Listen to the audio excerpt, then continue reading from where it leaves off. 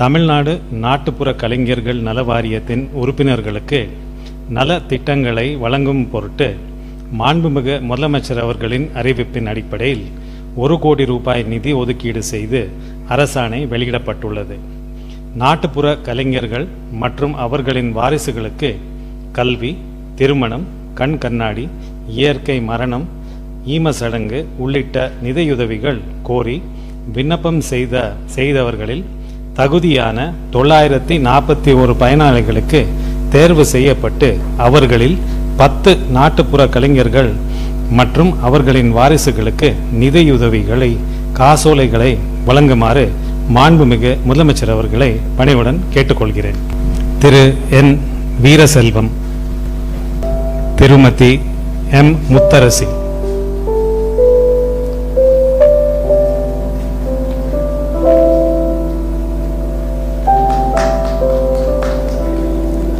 திருமதி Sophie Regina மேரி,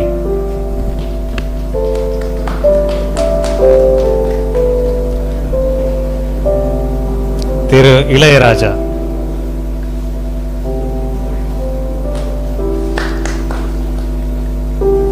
திருமதி நிர்மலா,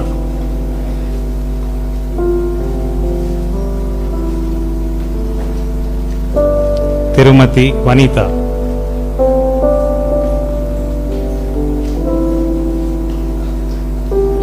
திரு ஜெகநாதன்,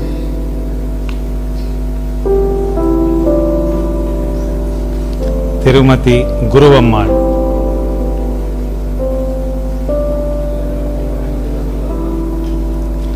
திரு துரை,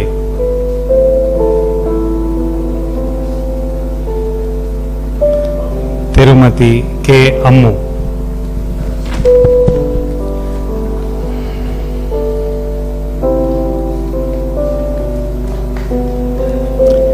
நாட்டுப்புற கலைஞர்கள் நலவாரிய தலைவர் அவர்கள் நன்றியுரை கூறுவார்கள். தமிழ்நாட்டில் வாழும் லட்சக்கணக்கான நாட்டுப்புற கலைஞர்களுக்கு பல்வேறு நலத்திட்டங்களை உருவாக்கி கலைஞர்களின் வாழ்வில் ஒளியேற்றி வைத்திருக்கும் மாண்புமிகு முதல்வர் அவர்களுக்கு வணக்கம்.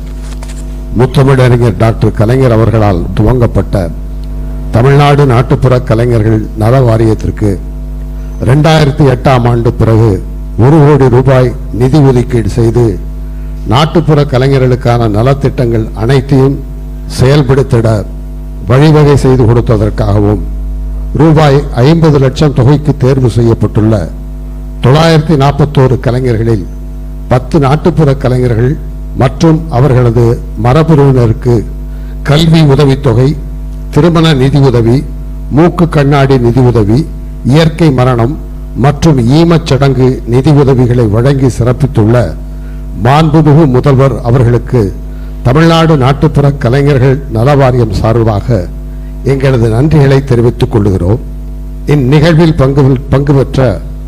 மாண்புமிகு தமிழ் வளர்ச்சி மற்றும் செய்தித்துறை அமைச்சர் அவர்களுக்கும், தலைமைச் செயலாளர் அவர்களுக்கும்,